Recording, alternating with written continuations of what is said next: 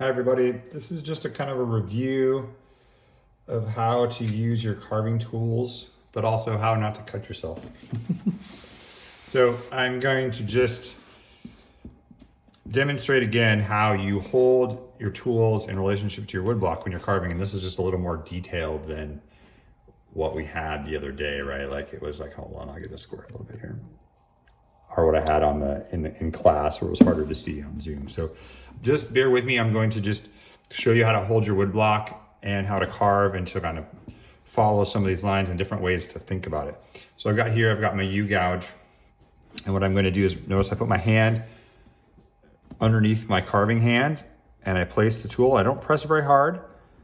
And then I stop. Then I can do the same here. Notice I can be very kind of accurate, right? I can spin the block when I want to move. That's their best bet. You can also hold your hand like this off to the side.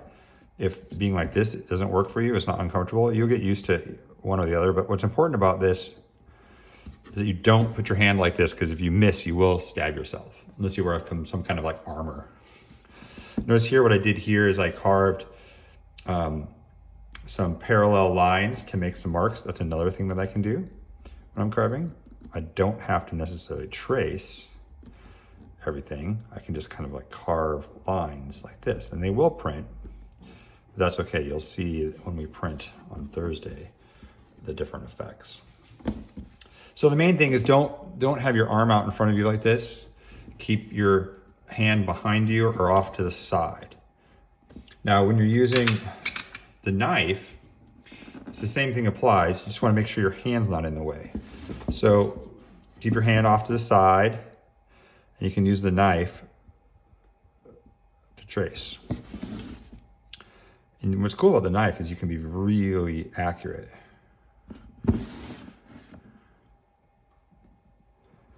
I'll show you how to carve out that line here in a second, or different ways you can approach it. It can be really accurate. Now I posted a Japanese wood carver, master wood carver link on our Moodle site. Check that out. He's pretty amazing. He has a whole different setup, but similar idea. So then you can come in and carve it out like that. Another thing you can do once you've traced it, come in with your U-gouge, and now you have something to stop on. They call this a stop mark. So if I start here and I can stop, it won't go past my U-gouge, won't go past that line. I can just pop it out. See that? Watch.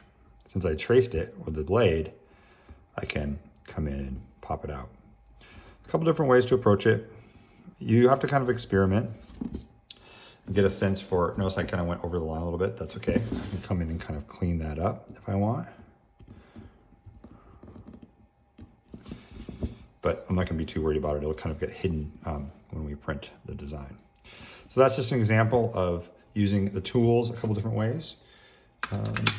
The bigger, thicker U-gouges are a little more unwieldy, but so that you really want to be careful to keep your hand behind the other hand like this.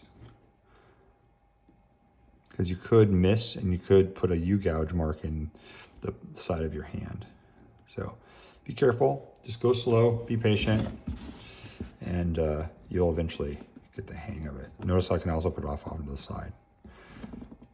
All right. If you have any questions, feel free to reach out anytime.